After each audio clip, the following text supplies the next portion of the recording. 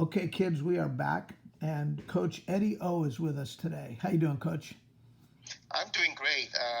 This Sunday, I appreciate you spending the time to have a chat with me. Oh, I so appreciate you being with us, Coach. Kids, I've known Coach for a long time. He's a soccer coach. We coach soccer together, actually, at the West Florida Flames Soccer Club. But we've coached together. We've coached in opposite clubs. We've just coached as colleagues. But we've come to respect one another's way of thinking about coaching and about teaching. But Coach has an amazing story to tell, an amazing life story that's led him right to this moment. So Coach, tell the kids a little bit about yourself. Thank you, Coach. My name is Eddie Oyakhilome. I was born and raised in Nigeria, west part of Africa, where I attended primary and secondary school, which is the equivalent of like a high school here in the U.S. Unfortunately, I lost my mom at the age of 14, and then at the age of 16, I was fortunate enough to play for Nigeria in the youth system. So I played for my country at youth level before moving abroad to playing professionally in England. And after that, I played in England, I played in Italy, and I became, you know, comfortable in playing the sports that I love, right? And then to be paid for it is just an added bonus. Because just for us, it's all about just going out there to play, compete, and have fun.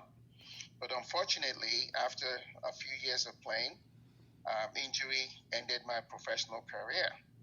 And it became a misfortune, but I had to look at it at such a young age to say, what next? And so I decided to come to the United States to further my education.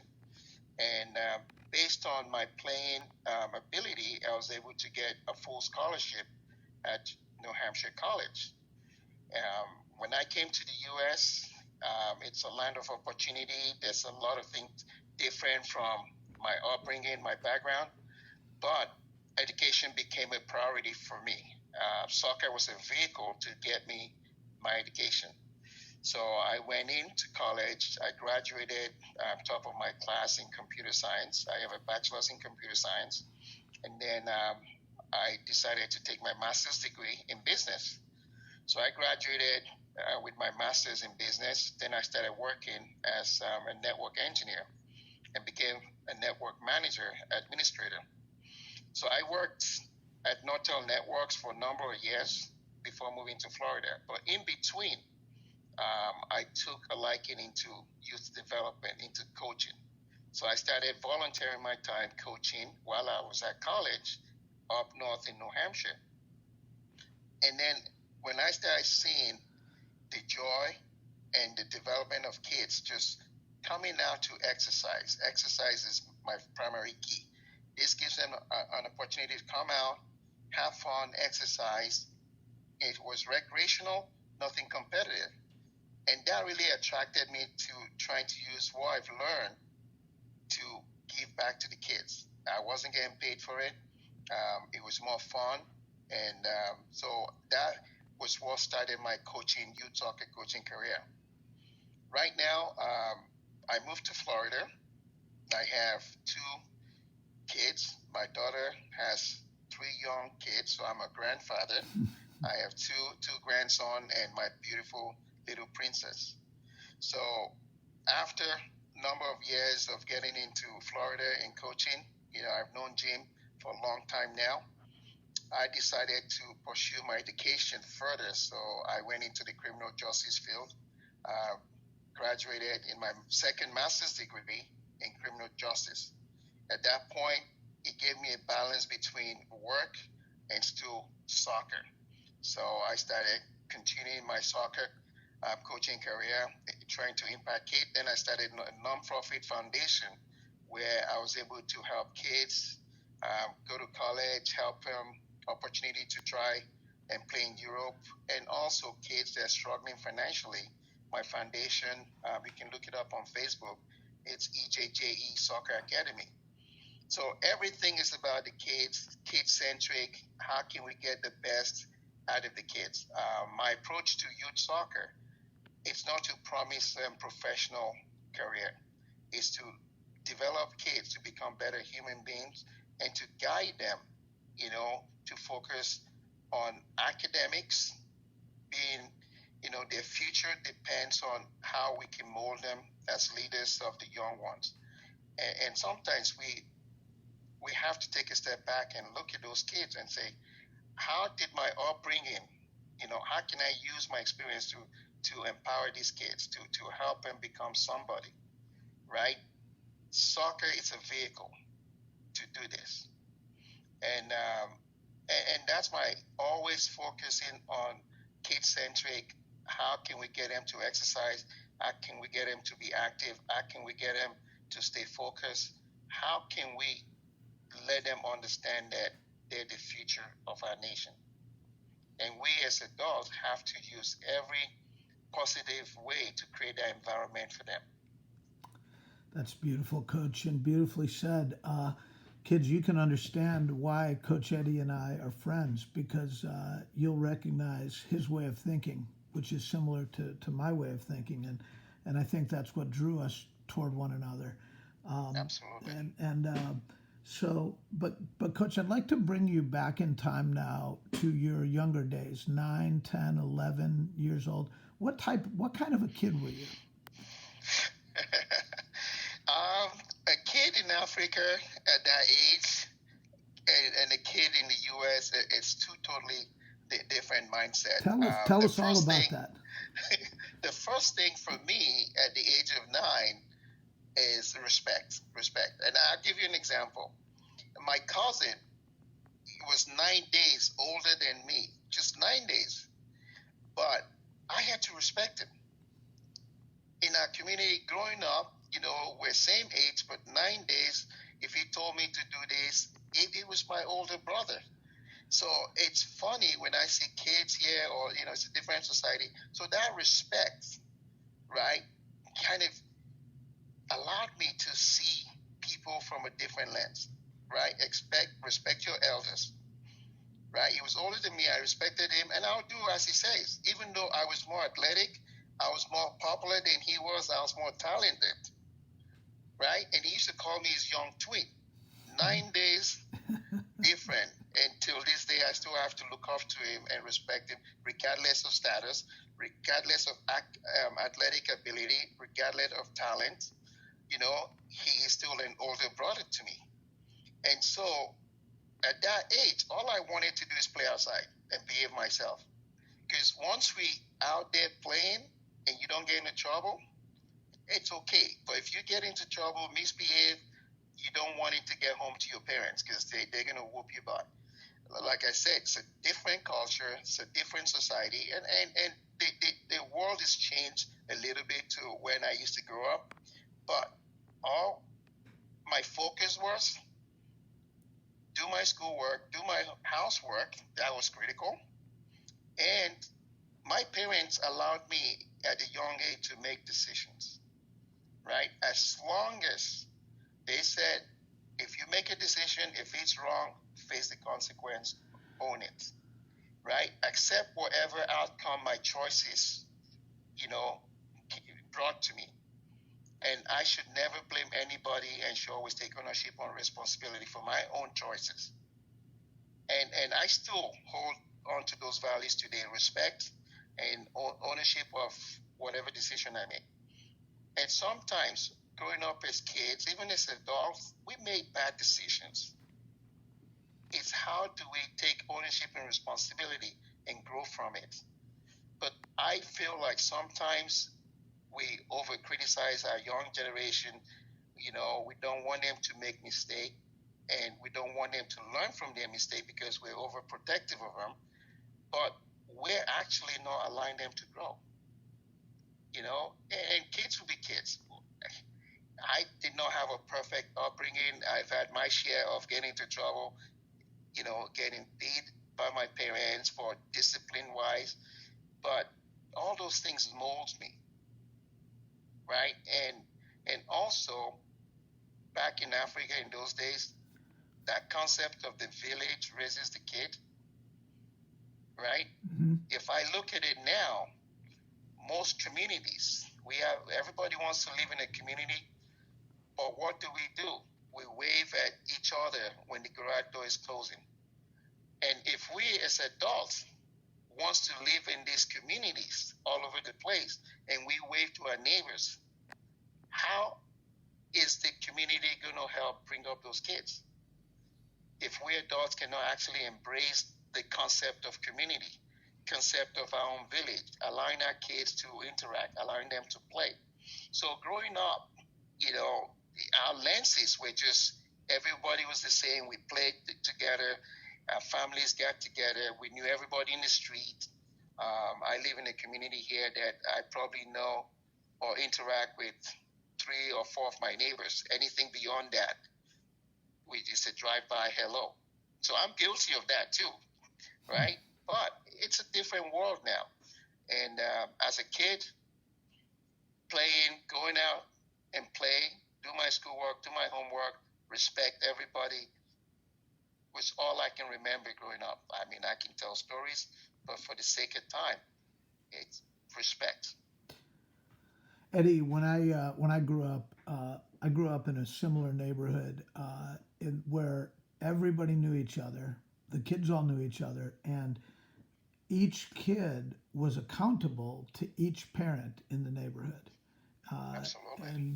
And that was something that I'm grateful for, and that I see in your coaching, and I know in my teaching and my coaching, this is something that I strive to replicate, at least within our team to a certain extent, Right. because those are some important values. I couldn't agree more with you about that. Eddie, do you remember school, and specifically what school was like in Nigeria, and specifically PE, and how that was done and what it was all about? Talk to us about that. Well, PE for us was just an opportunity to go and play outside. It's an extension because, our school system is structured in a way that it's all academics. But when that PE time comes, it was just an opportunity for me to go see my friend that's not in the same class as me, to see some of my friends that don't even live in our community that we don't get to hang out together. But school was the only time that we can see each other, and PE gave us a break from the classroom.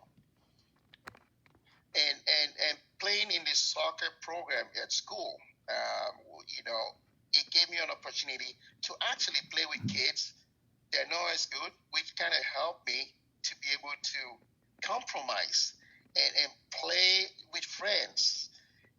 That PE, we look forward to it.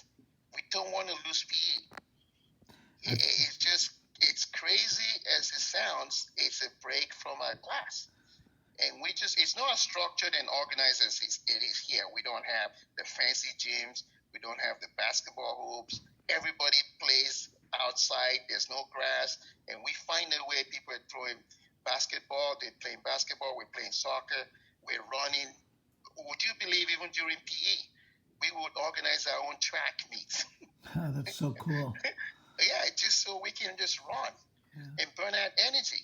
So PE was very huge. It was important, and the fact that it wasn't structured and organized kind of gave us opportunity to be creative. We make up our own games. We do stuff. We indirectly we're learning some kind of leadership, some kind of compromise, right? We get to resolve little problems and issues that we all come across. Sure. Field space was a big factor, but we learned to work around it. So everybody took PE as a way to, get out of class for as long as it takes, but we look forward to it. Eddie, I couldn't agree more with you about the things you learn at PE. We one of the best things we do at our PE is just free time. Is just get out of the way, and because then you're who goes first, who's going in what direction, how do we, all the little things that require a set of skills that you have to navigate. If there's somebody comes in and makes those decisions for you, then you don't then you don't develop those skills. And True. I True. agree with you about PE and its importance. I think it's overlooked myself. Now, Eddie, I wanted to ask you a little bit about yourself playing soccer at a little bit of a higher level. You said that you had played in Nigeria's system and also in the professional ranks. Could you talk for a minute or two about that? Talk about playing for Nigeria and also playing in another country as a pro. What's that like? Um, let me start by playing in Nigeria. Now, I'll give you a quick story. When I tried out for our version, the version of ODP or the Youth National, it was a tryout for the under 15, under 16 group, and there were over 500 kids. And it was on a Saturday and Sunday. It was a weekend tryout. I think we had about 15 coaches, about 500 kids come from everywhere. And I remember going with my friend who had a bike. He had one of those rally chopper bikes, right? And there were three of us. We rode the bike, stood on the handlebars, wherever it takes to get there. And having 500 players show up at the national stadium just to try out, it was easy. You make one mistake, they tap you on the shoulder, you're caught. And so I was caught on the very first day, but I had to wait over 2 hours because my friend that owned the bike was still in the system, was still going on. And at the end of the day, we went back, we finished, and I got home. Before I got home, I went and had my hair shaved, bald, totally bald. Okay, and when my mom saw me, she was so upset that who made me cut my hair. So I had to kind of told her a lie. I said, well, I borrowed somebody's comb and I had fleas and lice all over my hair. I didn't want to bring lice to your home, Mom. I'm sorry, I had to shave it off and this and that. The reason I shaved it, I wanted to go back the next day. There's no registration. There's no form of, seeing contact information. It's what they see is at the end of it, they'll select players. So I went back the next day and I stayed away from the coach that caught me. Right? I went to the opposite side. I stayed away from some of my friends that knew me so I could have a fair shot. And I ended up making the top 30 at the end of the Sunday trial. And now, making the top 30, I wasn't even in the top 18. I was one of those squad players. It was fine for me. I made it. And then we started training. So that was an experience, right? It was a very good experience because it allowed you to, compete, I couldn't go back to my parents and say I was trying out for soccer number one. And so I was fortunate enough to get into the national program. And I was a ball boy during games when the senior national team had playing. We used to entertain the crowd. We played before the national team. So that was a great experience. And then moving to Europe was an eye-opener. I was young. I was 17 years old, signed my first professional contract at Colchester United. And then from there, back then, you can only have 2 foreign players, in the squad. So the contracts were limited to 6 months, 1 year contract. And so instead of looking at it negatively, it allowed me to play at multiple clubs, because you're on loan here and there. And then I had a spell in Italy where I went to Lazio. As a young age, I couldn't drink, I couldn't drive. It was miserable for me, to be honest with you, as a kid. It was a different language, but soccer is universal. When you're on the field, you can play and connect and play. But the language communication part of it, I struggle with the Italian language. But fast forward now, if I was to send a kid to any part of the world, I learned to say, based on my experience, I'll find a host family that understand the kid's language, that understand the native language of that country, so that when the kid is off the playing field, he has continued dialogue, is able to adapt. Adaptation is huge. And that's part of making sure the environment is appropriate for that player, that kid, right? And in the 80s, the professional Soccer then is totally different from now. Okay, but I got through with it because I loved the game. It didn't matter if I didn't get paid for it. Obviously, I would love to have the money they pay people now compared to what we used to make, but we had more love for the game then that it didn't really matter, but we made a good living out of it. That's awesome.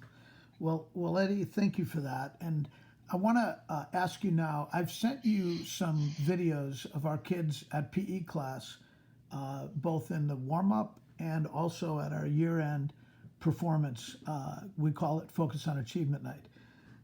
Did you have any impressions about that? Yes.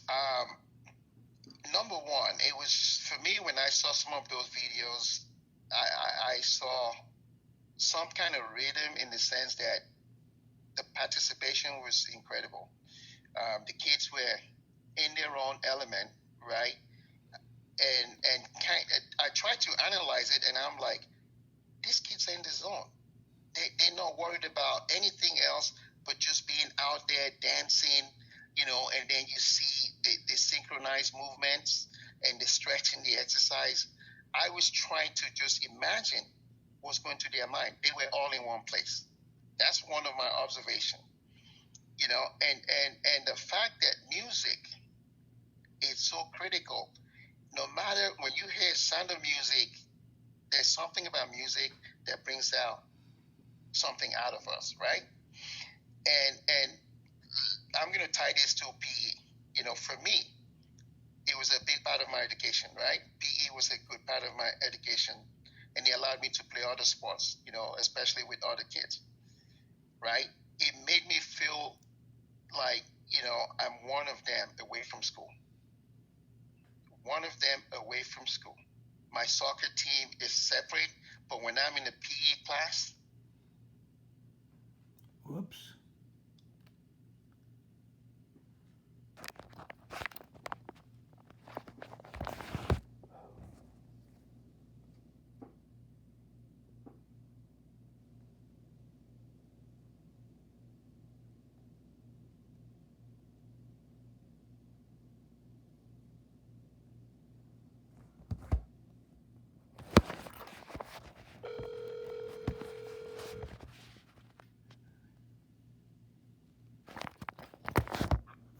hey, we Hey. got disconnected. I think the meeting started. Yep. The 40-minute. The I'm 40 trying minute. to rejoin it.